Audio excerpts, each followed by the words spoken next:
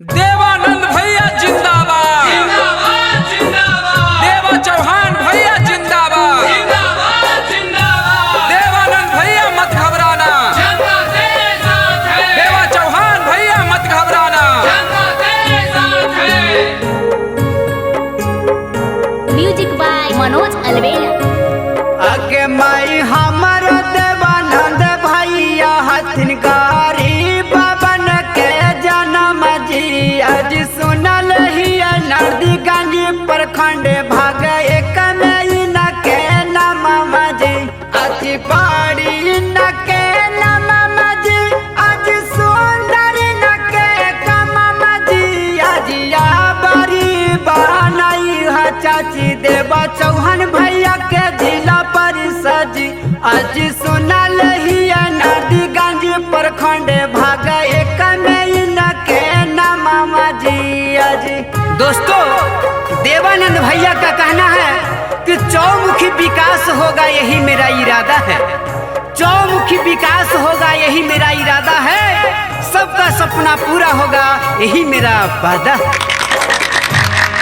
आपका जिला परिषद कैसा हो? देवानंद भैया जैसा हो। नरदीगंज प्रखंड निर्वाचन क्षेत्र संख्या 1 का जिला परिषद कैसा हो? देवा चौहान भैया जैसा हो। माँ बहनों का जिला परिषद कैसा हो? देवानंद भैया जैसा हो। आगे माई दिलावा के साफ होथिन मानमा के सच्चा जी। आज सब उम्मीद बारवा में देवानंद भैया अच्छा जी। देवानंद भैया अच्छा जी। आज देव भैया सच्चा जी। आज बड़ी बनई है चाचा देवानंद भैया के जिला परिषद।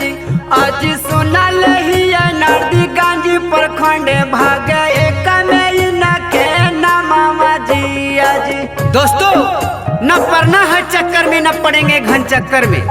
न पड़ना है चक्कर में न पड़ेंगे घन चक्कर में।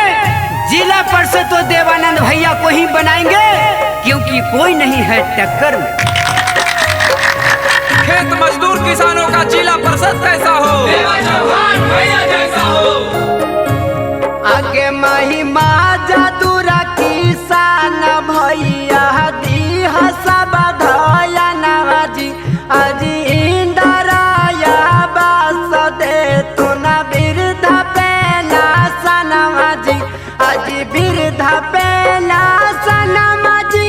आज पाक के माँ जी। आज या बड़ी बनई है दीदी देवा चौहान भैया के जिला परिषद।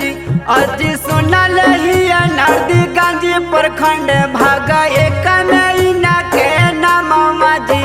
आज दोस्तों, पेड़ है नीम का तो क्या हुआ, हम उसे चंदन बना देंगे। पेड़ है नीम का तो क्या हुआ, हम उसे चंदन बना देंगे।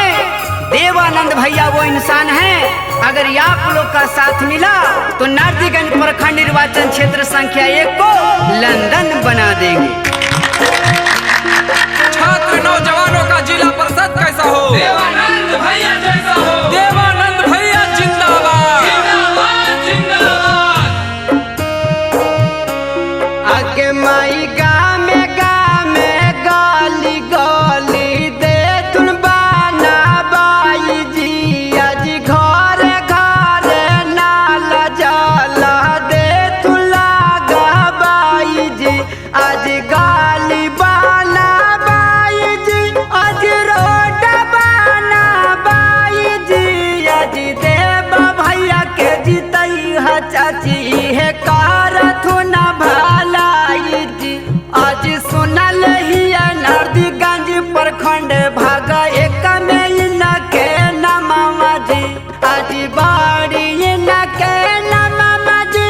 आज सुंदर न के कम जी। आज या बड़ी बनई है चाची देवानंद भैया के जिला परिषद। आज सुनल ही नरदीगंज प्रखंड भाग एक में न के नाम जी। आज या बड़ी बनई है चाची देवा चौहान भैया के जिला परिषद। जी अजी Recording by Manoranjana Studio.